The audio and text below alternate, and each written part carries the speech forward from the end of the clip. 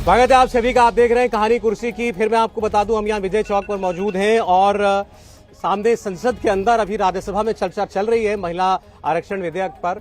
कल जबरदस्त तरीके से तो ये पास हो गया लोकसभा से, आज राज्यसभा में भी बस ये काम हो तो फिर पूरे देश के अंदर जश्न शुरू होगा।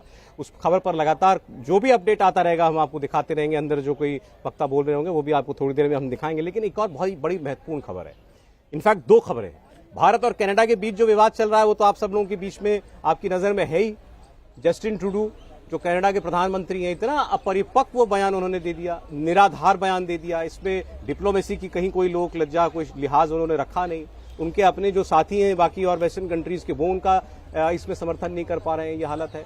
और भारत के ऊपर जो उन्होंने इल्जाम लगाया, भारत ने उसका डट करके जवाब दे दिया। अब इसके बाद एक के बाद एक दोनों देशों की तरफ से जो कदम उठाए जा रहे हैं, पहले उन्होंने हमारे एक राजदूत को निकाला, हमने उनके एक राजनयिक को निकाल दिया।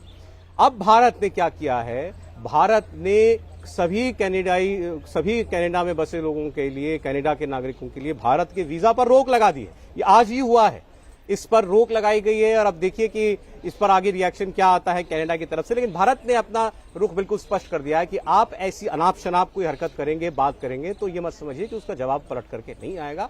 और बड़ा ऐसा जवाब दिया गया है जो थोड़ी चोट भी इस वक्त कर रहा है कनाडा के प्रधानमंत्री को, उनको वो चोट महसूस भी हो रही है। एक और बड़ी खबर, कल एनआईए ने 41 आतंकवादियों की, गैंगस्टर्स की लिस्ट जो है वो जारी की और उसी लिस्ट में शामिल एक गैंगस्टर, उसका खालिस्तानी नेटवर्क के साथ भी संबंध है, उसका नाम था सुक्खू धुनके।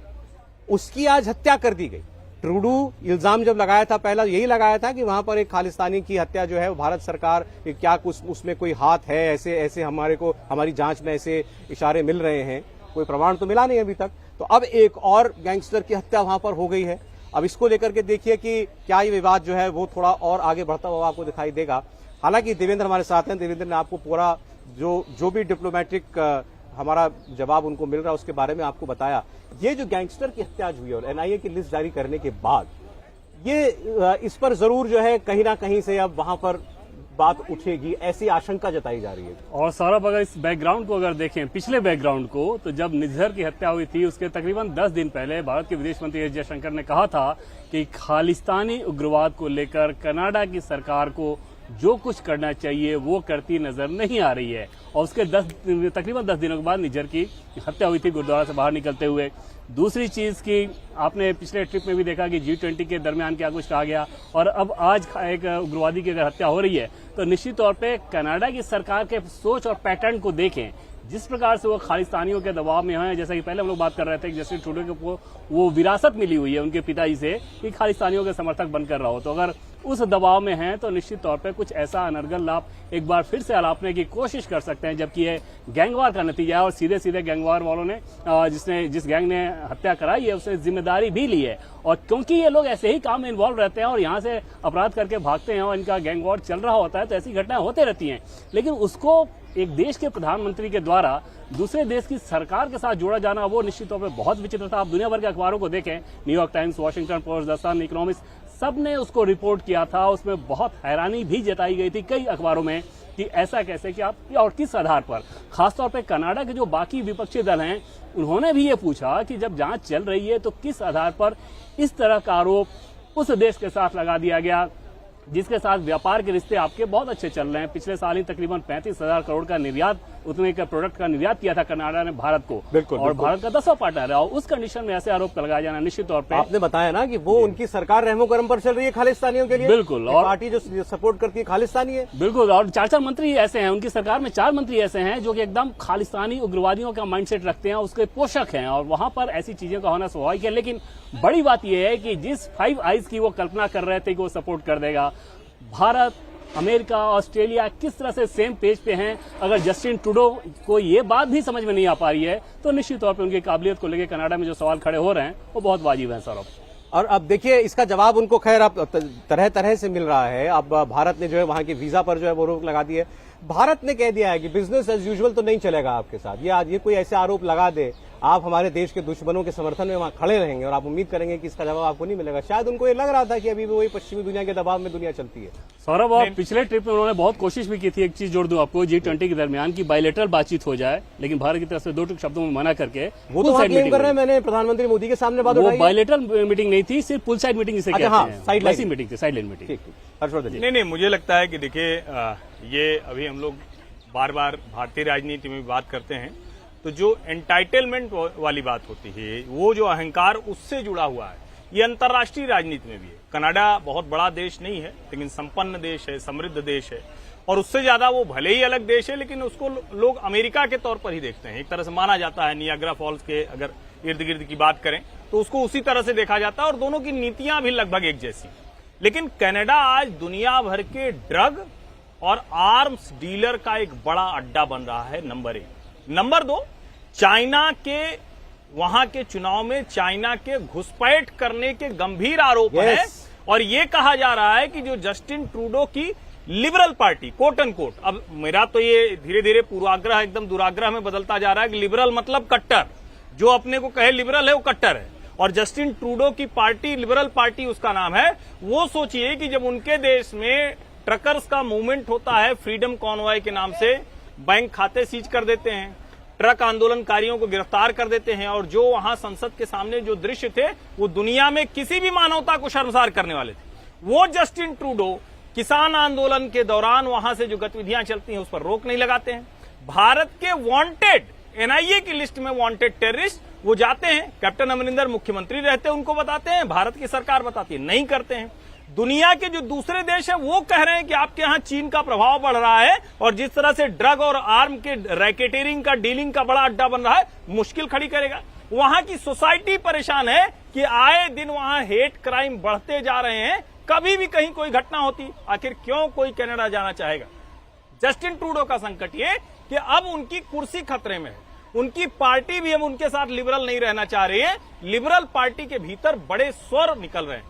ठीक पाकिस्तान वाली कोशिश, वही उन्होंने कॉपी पेस्ट कर दिया। जैसे पाकिस्तान में नेता परेशान होता था तो कहता था चलो थोड़ा कश्मीर की बात कर लें, ट्रूडो वही करना चाह रहे हैं। लेकिन इस बार उनका संकट बड़ा है, और मैं तो ये मानता हूं कि अगर उनको ईश्वर ने सद्बुद्धि जल्दी नहीं दी तो शायद आने वाले समय में वेस्ट का पाकिस्तान, पश्चिमी देशों का एक पाकिस्तान तैयार हो रहा है, और खुद अपने से बर्बाद होने की कगार पर आगे बढ़ रहा है। और वो जो भारत का क्लाउड है वो इनको धीरे धीरे महसूस हो रहा है। पहले जो स्टेटमेंट दे दिया था आपने वहां अपनी पार्लियामेंट के अंदर, उसके बाद थोड़ा सा उसको नरम भी करना पड़ा इनको, और अब एक तरह से बैकआउट ही करना पड़ गया।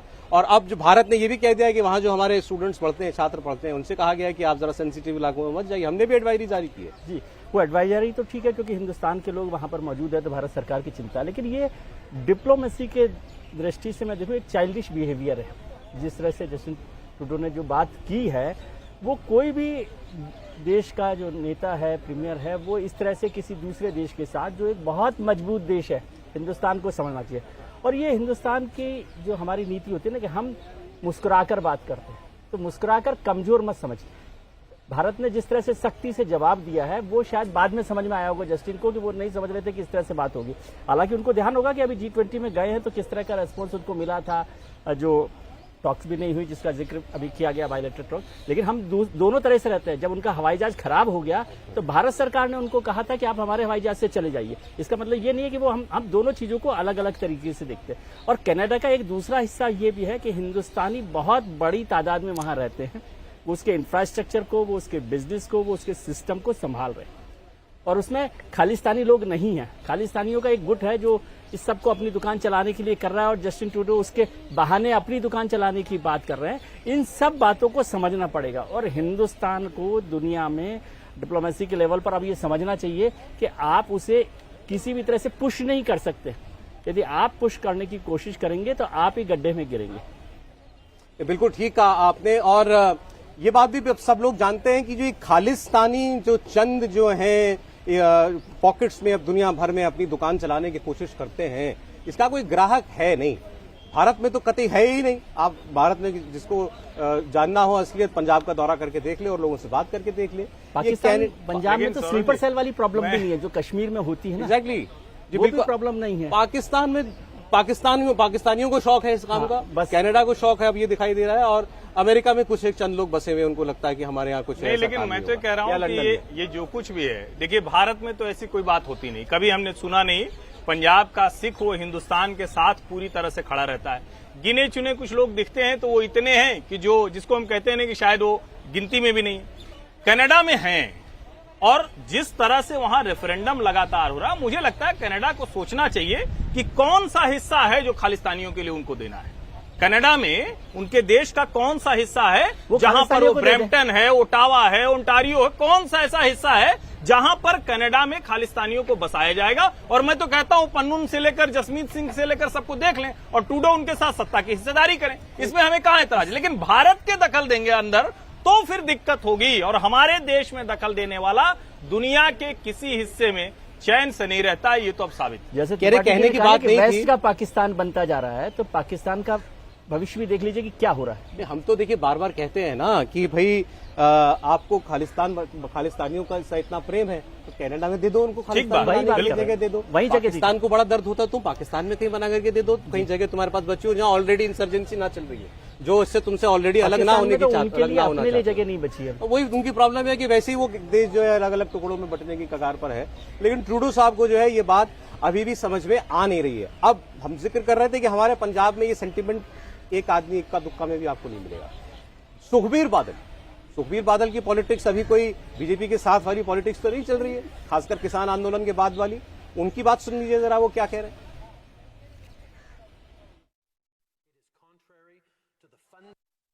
ਅੱਜ ਬਣ ਗਏ ਆ ਕੈਨੇਡਾ ਤੇ ਹਿੰਦੁਸਤਾਨ ਦੇ ਵਿੱਚ ਬੜੀ ਦੁੱਖ ਦੇ ਨਾਲ ਕਹਿਣਾ ਪੈਣਾ, ਇਹਦਾ ਬਹੁਤ ਵੱਡਾ ਅਸਰ ਹੋ ਰਿਹਾ ਹੈ। ਮੈਨੂੰ ਪਿਛਲੇ 2 ਦਿਨਾਂ ਦੇ ਅੰਦਰ ਹਜ਼ਾਰਾਂ ਕਾਲ ਆਏ ਆ ਪੰਜਾਬ ਦੇ ਵਿੱਚੋਂ ਵੀ ਕੈਨੇਡਾ ਵਿੱਚੋਂ ਵੀ, ਜਿੱਥੇ ਲੋਕਾਂ ਵਿੱਚ ਪੈਨਿਕ ਹੋ ਗਿਆ, ਕਿਉਂਕਿ ਹਰ ਸਾਲ ਹਜ਼ਾਰਾਂ ਨੌਜਵਾਨ ਬੱਚੇ ਕੈਨੇਡਾ ਪੜ੍ਹਨ ਜਾਂਦੇ ਆ। ਬਹੁਤ ਲੋਕ ਆਪਣੇ ਫੈਮਲੀਜ਼ ਨੂੰ ਮਿਲ ਜਾਂਦੇ ਆ, ਉੱਥੋਂ ਫੈਮਲੀਜ਼ ਇੱਥੇ ਆਉਂਦੀਆਂ, ਤੇ ਹੁਣ ਇੱਕ ਪੈਨਿਕ ਹੋ ਗਿਆ ਕਿ ਪਤਾ ਨਹੀਂ ਹੋਊਗਾ ਕੀ, ਸਾਡੇ ਬੱਚਿਆਂ ਦਾ ਕੀ ਹੋਊਗਾ, ਕੀ ਅਸੀਂ ਵਾਪਸ ਆ ਸਕਾਂਗੇ, ਕੀ ਸਾਡਾ ਉੱਥੇ ਕੀ ਸਟੇਟਸ ਰਹੂਗਾ। ਸੋ ਇਸ ਗੱਲ ਤੇ ਜੋ ਹਜ਼ਾਰਾਂ ਲੋਕਾਂ ਦੀਆਂ ਜ਼ਿੰਦਗੀਆਂ ਇਫੈਕਟ ਹੋ ਰਹੀਆਂ ਇੰਡੀਅਨ ਸਿਟੀਜ਼ਨ ਦੀਆਂ, ਜਿਹੜੇ ਸਾਰੇ ਨੈਸ਼ਨਲਿਸਟ ਹੈ, ਤੇ ਆ ਜਿਹੜੇ ਇੰਪ੍ਰੈਸ਼ਨ ਗਲਤ ਜਿਹੜਾ ਬਣਾਇਆ ਜਾ ਰਿਹਾ, ਇਹਨੂੰ ਇੱਕਦਮ ਇਹਨੂੰ ਸਟਾਪ ਕੀਤਾ ਜਾਏ ਤੇ ਇਮੀਡੀਏਟਲੀ गवर्नमेंट ऑफ इंडिया ਤੇ गवर्नमेंट ऑफ कनाडा बैठ के ਇਹਦਾ सॉल्यूशन जल्दी। सुखबीर बादल ने जवाब दे दिया आपको, सब नेशनलिस्ट है, हर पंजाबी हर सिख नेशनलिस्ट है। किसी को डाउट होता हो तो मैं एक आंकड़ा भी आपको दे देता हूं। प्यू रिसर्च का नाम आपने सुना होगा ना। प्यू रिसर्च दुनिया भर का एक बहुत बड़ा रिसर्च थिंक टैंक किस्म का है, और वो सर्वे ही करता है और दुनिया के अलग अलग हिस्से में करता है, अंतर्राष्ट्रीय एजेंसी। उसने सर्वे करके बताया यहाँ भारत में पंजाब में लगभग 100%, लगभग कह रहा हूं, 1% इधर उधर होगा, लगभग 100% आदमी कहता है मुझे भारतीय होने पर गर्व है, मैं भारत का, हम अपने पंजाब से प्यार करते हैं उतने अपने देश से प्यार करते हैं। सर सिखों के लिए एक चीज छोटी सी बोल दूं मैं, सिखों के लिए किसी रिसर्च की जरूरत नहीं, सिखों की देशभक्ति पर किसी के सर्टिफिकेट की और किसी के सवाल का कोई मतलब नहीं है। नहीं, मुझे लगता है कि ये ठीक बात है, लेकिन फिर भी कई बार होता है ना कि जब ऐसा माहौल बने तो कुछ आंकड़े तो देने पड़ते हैं। मुझे लगता है कि इस पर तो किसी को रंच मात्र संदेह नहीं, लेकिन जो शशि थरूर ने कहा वो बड़ी अच्छी बात कही उन्होंने। और ऐसे मामलों में हमें लगता है ना कि शायद ये पार्टीजन पॉलिटिक्स से ऊपर हटना चाहिए, और शशि थरूर कई बार ऐसा करते हैं। उन्होंने कहा कि ये जो दुनिया भर के आर्टिकल छप रहे हैं, वो बीबीसी के हवाले से भी कुछ कह रहे थे, बाहर किसी देश की संप्रभुता, किसी देश की जो कहते हैं उसकी टेरिटरी में अगर आरोप सबसे ज्यादा लगता है तो अमेरिका और इजराइल पर लगता है, भारत पर ऐसे आरोप नहीं लगते हैं। लेकिन मैं तो 2 चीजें कह रहा हूं, एक तो ये कि भारत ऐसा काम कर नहीं रहा। अगर आपके पास जवाब होता तो आपकी ही जो कनाडा की संसद में विपक्ष के नेता हैं पियरे पोलिवेरे, वो कह रहे हैं कि हमारे प्राइम मिनिस्टर ने सिर्फ स्टेटमेंट दे दिया, इतने बड़े देश के साथ रिश्ते खराब करने के बाद एक भी फैक्ट नहीं दिए। दूसरा, ये डर तो होना चाहिए ना कि आप अगर विदेशी धरती से बैठकर कुछ कर रहे हैं तो अब किसने मार दिया, कैसे मार दिया, ये जांच का विषय है। तो शशि थरूर जो कह रहे हैं, जो सुखबीर बादल कह रहे हैं, और जो इस देश की जनता के मन की आवाज है, हमारे खिलाफ साजिशें रचना बंद करो पश्चिमी देश के लोगों।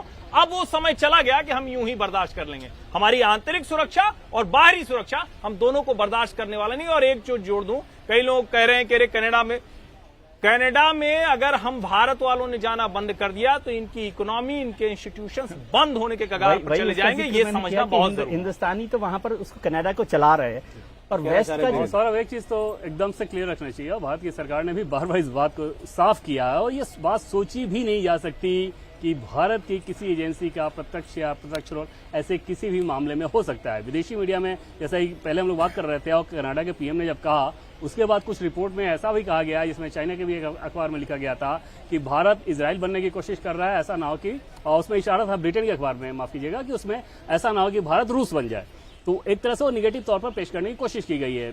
कोई इसमें दो राय नहीं कि भारत का दूर दूर तक लेना देना नहीं, लेकिन एक कोई अदृश्य चीजों के मार्फत अगर ऐसी चीजें संचालित हो रही हैं तो ये संयोग तो बड़ा अच्छा है कि देश के जितने भी विरोधी हों, सिर्फ कनाडा क्यों, पिछले कुछ महीनों में आपने देखा होगा कि Canada, England, Italy, Afghanistan, Pakistan, इन सब जगहों पर वैसे आतंकवादी मारे गए हैं जो कि भारत के विरोधी रहे हैं। और ऐसे में आतंकवादियों के मारे जाने को लेकर किसी भी दूसरे देश की सरकार को अगर सहानुभूति हो और उसमें वो ऐसे गैर जिम्मेदाराना बयान दे तो भारत की सरकार को वैसे ही रिएक्ट करना चाहिए जैसा वो कर रही है। नहीं, और दूसरी बात, आप डिफेंड किसके लिए आप एक देश के साथ अपने रिश्ते खराब कर रहे हो? ये तो देवेंद्र नाम को बता दिया कि भारत की किसी भी एजेंसी का हाथ होने का कोई सवाल ही इसमें नहीं उठता। भारत सरकार ने बड़ा साफ इसको कह दिया है। ये लोग कौन हैं?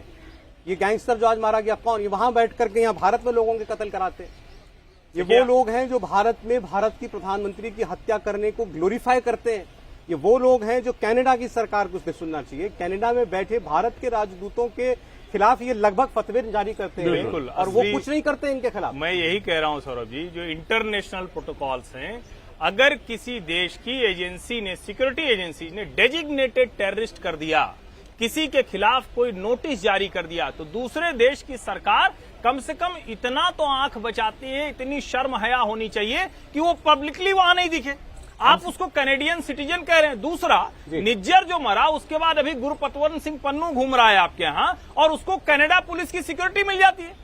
इसका मतलब ये हुआ कि कहीं न कहीं हिंदुओं के लिए हालांकि अच्छी बात ये है, ये आपने अच्छा याद दिलाया, वहां से जो हिंदू सांसद हैं चंदन आर्या, उन्होंने बहुत बड़ी अपना वीडियो मैसेज जारी किया है और उन्होंने कहा कि हम हिंदुओं की शक्ति यहां बढ़ रही है, हिंदू सिख एक हैं, कुछ लोगों को छोड़ दे तो हमारी बढ़ती हुई शक्ति की वजह से दरार डालने के लिए सारी कोशिशें हो रही है, लेकिन हम इसका विरोध करेंगे। हम कोई प्रदर्शन या कोई बहुत आक्रामक नहीं होंगे, लेकिन हम यहाँ कानून का, और उन्होंने कहा भी है कि आपको कुछ भी हो तो तुरंत कनाडा पुलिस में, कनाडा की सिक्योरिटी एजेंसीज को जाकर उसको इन्फॉर्म कीजिए। जी बिल्कुल, आप विजय जी कुछ कह रहे थे। मैं यही बात कह रहा हूँ कि कनाडा को समझना चाहिए कि हिंदुस्तान की ताकत को, और मैं कहता हूँ कि यदि कोई सरकार पर कोई दूसरी सरकार आरोप लगाती है तो एक डोजियर हो कि भाई ये सबूत है, ये सारा काम आपने किया है, इस सब पर बात करनी चाहिए। और फिर खुद का घर तो देख लीजिए, आपका घर कैसे बचेगा, कौन आपके घर को चला रहा है, अक्सर सब लोग इस बात को भी देखते हैं ना। बिल्कुल, क्या चाहते हैं मुझे एक चीज मैं आपसे ये समझना चाह रहा हूँ, ये आप ये भारत कनाडा के रिश्ते जो हैं कहाँ तक ये जो चल रहा है दोनों के बीच खराब होते देख रहे हैं? नहीं, बहुत खराब नहीं होंगे, लेकिन उनको मुझे लगता है जल्दी समझ में आ जाएगा कि भारत से रिश्ते खराब करना कनाडा के लिए फायदेमंद सौदा नहीं। और इससे ज्यादा सौरभ नजर इस पर रखना चाहिए कि जस्टिन ट्रूडो की कुर्सी कितने दिनों तक बची रहती है। हालांकि चुनाव वहां पे 2025 में होना है, लेकिन लगता नहीं कि जिस प्रकार का माहौल उनके अपने देश में बन रहा है। अभी अभी एक सर्वे हुआ था जिसमें बताया गया कि आज की तारीख में कोई चुनाव हो जाए तो जस्टिन ट्रूडो की हार होगी, और उसमें जो दो वजह बताई गई है उसमें एक महंगाई है, दूसरा खालिस्तानियों के प्रति समर्थन है। आप समझा जा सकता है कि उनके अपने देश में खालिस्तान के समर्थन को लेकर जो मूड है वो अगेंस्ट में है, लेकिन क्योंकि सरकार बचानी है, वैसे लोगों को अपने 4 मंत्री सरकार में रख रखा है, उस दल का सहयोग ले रहे हैं, तो ये सब कुछ कर रहे हैं। एक चीज सौरभ और देखें कि जो दूतावास होता है, जैसे भारत में जितने देशों के दूतावास हैं या विदेशों में जो भारत के दूतावास हैं, वो उस देश की प्रॉपर्टी होती है। मतलब कनाडा में जो हमारा दूतावास है वो हमारी प्रॉपर्टी है, उस पर अटैक हुआ, उस जांच में अभी तक कुछ भी नहीं निकला, और एक आतंकवादी मारा जाता है, उसमें बिना किसी सबूत के आप आरोप लगाते हैं दूसरे देश पे। इंडिया टीवी हर वक्त हर जगह डाउनलोड करने के लिए सर्च करें India TV news Google play store या ऐप स्टोर पर।